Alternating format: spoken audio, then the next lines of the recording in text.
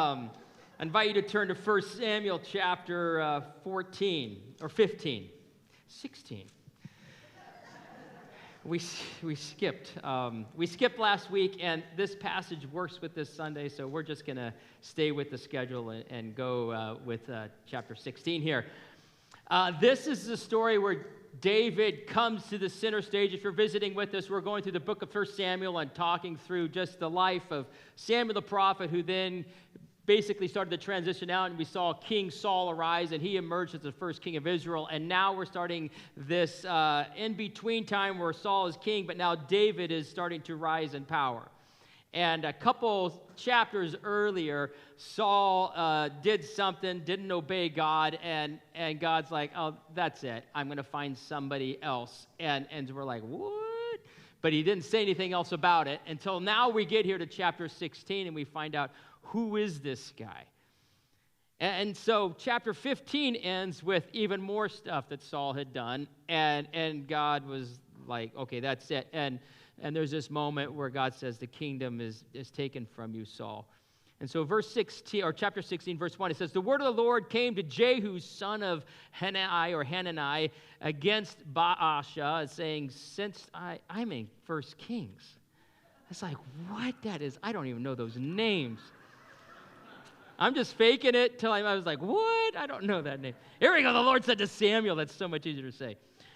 How long will you grieve over Saul, since I rejected him from being king over Israel? So Samuel was invested in Saul, and it's a blow. It's a huge blow to see what Saul is doing to the kingdom, and Saul is doing to himself, and Saul is doing to his family, like everything about Saul. And Samuel's ripped up about it. It's not easy for him. And God comes to him and says, hey, look, like, how long are you going to keep grieving? And I've rejected him. And so he tells him, he says, fill your horn with oil and go. I will send you to Jesse the Bethlehemite, for I have provided for myself a king among his sons. So what happened last time Israel chose a king is God says, I'll give you what you want. And he gave them what they wanted. They wanted the king that looked like a king, that was rather kingly. So he was a tall guy. In fact, he was a head taller than everybody else in Israel. Handsome dude, big guy, a kind of guy that you would think, hey, that guy's a king. And then it was an epic failure. Because there's more to being king than being tall, apparently, and being good looking. And so God says, this time around I'm going to pick the one. He says, I've reserved for myself someone. I'm picking it this time, and we're going to pick the right kind of king. Israel doesn't have any say in this one. He doesn't care about their opinions and what they think they need. He knows what a king needs and requires. And so he says, look, fill your horn and send it, or get ready to go. I'm sending you over there to anoint this guy, right? And so Samuel says, how can I go? If Saul hears it, he's going to kill me. And the Lord said, take a heifer with you and say, I've come to sacrifice the Lord. And invite Jesse to sacrifice, and I'll show you what you shall do, and you shall anoint for me him whom I will declare to you. And so Samuel's immediate response is an obvious one. Of the top 10 things that you would never want to do while a king is on the throne is anoint a new king. Like, that's just, you don't want to do that. I don't know if you've ever been cast to do that, but that's just a bad idea. And you see where Saul is now. Samuel realizes Saul will actually try to kill him. So Saul has gone so far down and away from God, and he hasn't ultimately rejected God, but you see this heart of Saul, and Samuel's scared for his life. He's like, I can't do that because, God, do you realize that I have to, from where I live, that little road there goes right through Saul's hometown. Like, I have to go through his hometown, and Saul's going to be like, where are you going? And God's like, take a heifer and let people talk, and let people think what they want. Take the heifer and go. And so Samuel just takes this heifer, cow, starts walking through, and people are like probably wondering and asking. He's like, I'm going to make a sacrifice over in Bethlehem or near Bethlehem. And leaves it at that, let them fill in the gaps. And so he ends up doing this.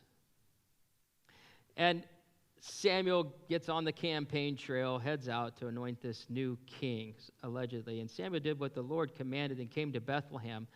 And the elders of the city came out to meet him, trembling, saying, hey, wait a minute. Do you come peacefully? And he said, yes, I've come peacefully.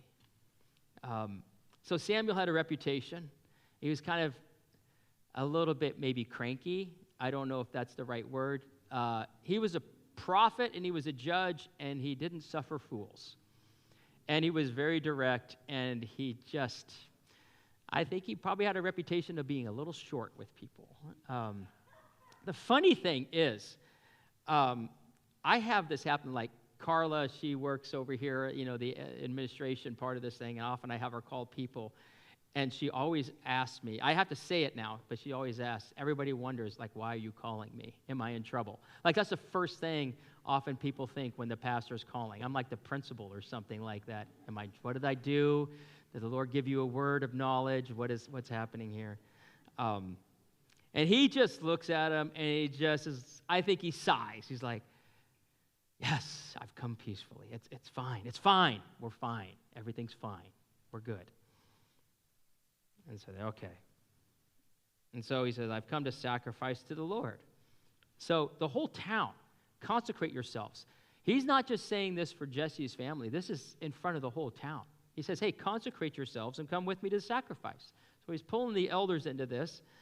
And then he goes and he consecrates Jesse and his sons and invites them to this sacrifice. So there's a whole lot more going on here.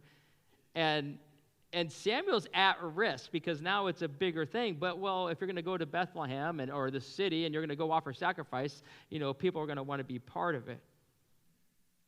And so he starts doing this sacrifice, and they show up, and he says this to Eliab, or he comes and he looks at Eliab and thought, well, surely the Lord's anointed is before me, right? And so all the sons are there and invited. And he looks at Eliab. So Eliab's the oldest son. And Eliab and God says to Samuel, don't look on his appearance or the height of his stature, because I've rejected him. And Samuel starts looking right at the next guy. And I don't know what it is about humanity, but tall people apparently get to be king in everybody's mind. Isn't that fascinating? It's another tall guy. And God's like, would you stop looking at the height of people? It's ridiculous. You show up for this thing. And he says this, as he's looking at Eliab, God's like, slow down, thunder. Easy. That's not how I look at this. And he says probably one of the most famous lines in the Bible. It says this, for the Lord sees, not as man sees, men and women. That's the plural there, man, but it could be mankind, humanity, men and women look on the outward appearance, but God looks on the heart. Now, you would think Samuel, who had just had the mess with King Saul, who was tall, and saw how that selection process would go, would have been like, no. But it's hard not to. It's so hard not to look on the outside and make our judgment about who people are. It's so hard. And God's like, put down the oil. Step away from the oil. We're not doing that. He's like, I don't see people the way you see people. So what was God looking for? Well, back in chapter 13, he made it clear what he was looking for when he said, I'm done with Saul. My purposes with Saul are going to continue, but I'm done. I'm going to choose a new king. And he says, I am going to choose a man after my own heart. Chapter 13. A man after my own heart. A woman after my own heart. And the idea of being after that image of someone being after God's heart is this idea of pursuit, of all in and all energy going after something. And he says, I want to choose a man who is all in and is going with all his might towards me. That's the kind of king I'm looking for.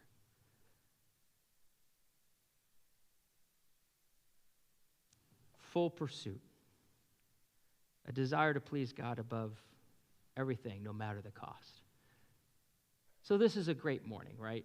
Everybody's dressed so nicely. We all look so good. What does God see in your heart right now?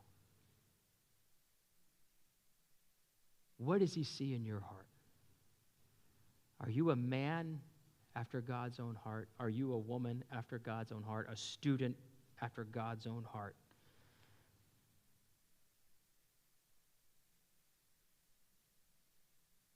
God looks on the heart. To prove his point and to really call Samuel to trust him, he says, no, that's not the guy. So what Jesse had been told is, bring all your sons in verse 5. Bring your sons, or verse 4 and 5. Bring your sons to this time of sacrifice. And so Jesse brings all his sons. And this is how it goes. Jesse called Abinadab, number 2 in the birth order, made him pass before Samuel. And Samuel's like, no, the Lord hasn't chosen this one. Then Jesse made Shammah pass by. And he said, well, neither has the Lord chosen this one. And Jesse, and by now, Jesse's like, oh, stink. I got 8 sons. And I only got 7 here. And you know, because Samuel has a reputation for not putting up with this kind of, stuff, fooling around. And Abinadab comes, no. And then Jesse made Shammah, no. And then Jesse made 7 of his sons pass before Samuel. And Samuel is getting to the last one. He's like, well, this is it. This is the last one. All right, God. And God says, no. And I wonder if the inner dialogue is like Samuel saying, but God, we're out of sons. We don't got any more sons. It's got to, and God's like, no, there's another. And this is the moment where Jesse has been sensing the impending doom, right? It's drawing nigh, where he sees he's down to his last son, and he knows he hasn't brought all of his sons, and that's what Samuel said, all your sons. And Samuel looks at him, are we out of sons? And Jesse's like, no, I got another one. He's watching the sheep. And I love this. Samuel, are they all here? I got another one. The youngest. But he's keeping the sheep. And Samuel said, send him. Get him. We're not going to sit down till he comes here. And can you imagine? I don't know how far away the sheep, I don't know if that a pen or in the pasture, but Samuel at this moment is irritated. He's quite irritated. And he makes all the elders, Jesse's family, anybody else from the village or the little town they came, everybody's standing around. And Samuel's just like, you're just sitting there for, 15, 20, 30 minutes, waiting for David to show up. I think it's a funny scene. I feel bad for Jesse, because everybody's looking at Jesse like, what were you thinking? Like, you had 8 sons. Like, why didn't you bring your son? The meal's ready. The food's cooked. What's interesting is Samuel gets rebuked for looking at appearances, but Jesse, the dad, is the one who was looking at appearances. That's the youngest. He doesn't count. Isn't that interesting? It's the dad who looks at the youngest and goes, he's the youngest. He doesn't need to be here. Talk about appearances. Talk about what parents can do to kids when we look at appearances and we look at things and we say, nah, you don't need to be here. You're not worth that much. The oldest or this kid, and the parents start playing favorites based on appearances or whatever. There's so many stories, I would imagine, even in this room, of our own parents doing things to us. My mom's here. My parents were great. I love my parents. Let's just clear that up. I had a great childhood. I did. My story is one of grace. God kept me from so much and gave me great parents. But I know some of you have stories that are really painful. Your parents telling you you won't ever amount to anything, you're worthless, you could go down the list, or you've heard that from other people. But it's David who's here, who's the least. Nobody thinks anything about him. Anyone ever feel like you're always the one that's chosen last? Or never even chosen? And you have no idea. It's like you try to get through the glass ceiling, but you have no idea what the rules are and why you don't get to be chosen. That's this world. That's how this world looks at people. And it's how even we can look at people. When I was in seminary, part of my story is I just gravitated. My older brother really went through a rebellious stage in like upper grade school, junior high, and high school, and then college, and then he gave his life back to Christ. It was cool, but I became the good son. I just wanted to be anything he wasn't, and so I gravitated to legalism. Like, I just ate it alive, and that's not our home. It was never how our home was, but it just fed me. I could perform. And, go to Christian junior high, high school, go to college. And there's all kinds of people that wasn't their problem. It's just, for me, it was. And I got into Denver Seminary, and I just, you remember Brad, who we brought here? I don't know if you guys remember him, he was my mentor, pastor I was under. But there was another conversation we had, and I remember this to this day. He said, "Scott, you're perfect." He said, "You are. You're perfect. It all comes so easy. You just are perfect, you're shiny, and nobody sees any mess." He's like, "You're safe." And he says, "The reality is you're really messed up inside. You're broken, and you won't let anybody know." And I was just like, "What?" Like, I thought it was good to be good. And but that wasn't what he was talking about. He was talking about my heart. And so I ended up, I remember in high school, these guys with long hair, they were Christians. They went to our church, and I would pull out the Bible and show them how it was wrong to have long hair or stuff like that. And I was that guy. I was messed up. So I grew my hair long. I grew it real long. You guys saw the picture up there on the screen. I grew it long, really to try to break appearances and looking on the outward appearance. And I wasn't expecting what happened in the church. I started getting all these dirty looks. And my hair was long. I got dirty looks from all these people, and I'm like, I never got dirty looks before. And now I got all this long hair, and I'm like, the only thing that's changed is my long hair. And people started like, "Ooh, who's that dude?" And ooh, and fortunately Joe liked it, but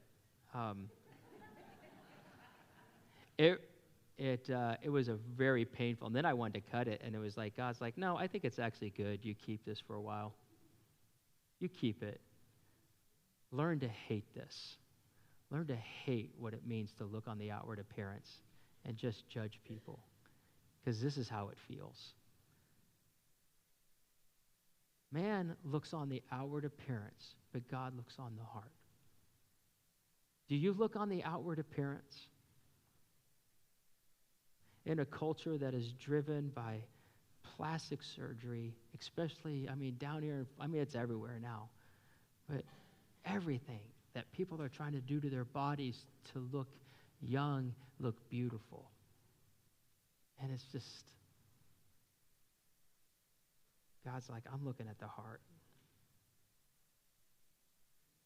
So David finally arrives. He brought him in verse 12, and now he was ruddy and had beautiful eyes and was handsome, which I don't know, like, why would you put that ever? I don't understand that one. I want to ask God about that one. But he's a good-looking dude. "Arise, Samuel, anoint him, for this is him. This is the guy." And Samuel took the horn of oil, anointed them in the midst of his brothers, and the Spirit of the Lord rushed upon David. And from that day forward, Samuel took the horn of oil, anointed him in the midst of his brothers. The Spirit of the Lord rushed upon David from that day forward. David shows up. God says, "That's the one. That is the man after my own heart." and the anointing was all one-sided. It was God coming in. David didn't know what was going on. I just keep that in mind. God is about to make a covenant with David that is going to be an everlasting covenant. He's going to make a covenant with him, and it's, I'm choosing you because you have this heart after me, and you're going to be my king. And David doesn't even know what happens here. He starts to see this unfold in the months and years to come. In this moment, he's just anointed, and nobody knows what in the world Samuel is doing. But God has chosen David, and he puts his spirit in him. David, the overlooked son, the guy taking care of the sheep, missing out on everything. I think what makes David so drawing is he's just like us, overlooked, feeling unimportant, not going to amount to much, left out. I don't know what it is that you feel, see, wrestle with. I used to go to a leadership conference up in Chicago, and then started going to one down in Atlanta. It was for, pastor Christian leaders conference. I don't go to them anymore. I stopped going to the one up in Chicago, and then was going to the one in Atlanta, and I just was like, I don't like it. I just don't like it because there's always pretty people up front. It was always perfect people. And then I found out they're controlling the wardrobe. What are you wearing? And I'm like, what? Like, we got to control the wardrobe to advance the kingdom of God? And it was always the pretty, the perfect people that were always up there. And I just always I would walk away from there going, I can't do this. I can't even compete with this. I went to a conference recently, about 2 years ago, and this one was just about, soul care stuff, prayer, and I went to this one, and there's maybe 1,000, 2,000 people there, and they started putting up all these people that were like normal, and I found myself going, what are they doing up there? Because you could tell, like, one person, they're in front of 2,000 people, they've never spoke in front of 30 people or 40 people. You're like, oh my goodness, how this is going to go.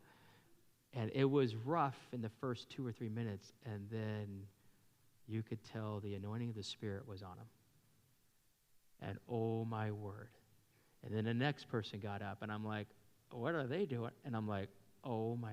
It was one of the most refreshing conferences because it wasn't about how pretty you are and how put together you are. It's whether you're pursuing God and you have the Spirit. It was, I'm pursuing Jesus, and I'm filled with the Spirit. They wouldn't claim the second one. They'd claim the first, but you could tell they were filled with the Spirit. Here is this guy overlooked. God comes in. He's pursuing him, and God chooses him and anoints him. The Holy Spirit rushes on him, not because he's this or that. It was one of the best conferences. No, I sat there and went, oh my goodness, if they can do it, I can do it. They're just like me. They don't belong up there any more than I belong up there. Like, it's that kind of thing. If God would look in your heart today, what would he see? And do you hear him calling you right now? That this invitation to chase after me. Chase after me. Do you hear him saying that to you? Do you hear him calling that to you in the deepest parts? I want you. I want all of you. I'm not satisfied with a part, a little. I want all of you. I want you to be a woman after my heart. I want you to be a man after my heart. And this morning, we're about ready to do the baptisms. These students are saying, I'm all in, Jesus. And we're the church, and we need to be a church that students can grow up in and realize, oh my goodness, it doesn't matter about the outward appearance. It matters about the heart. It matters about the heart. How's your heart? I don't care how tall you are. I don't care how short you are. I don't care what birth order you came in. How's your heart? Are you chasing after God? That's what we need to be about.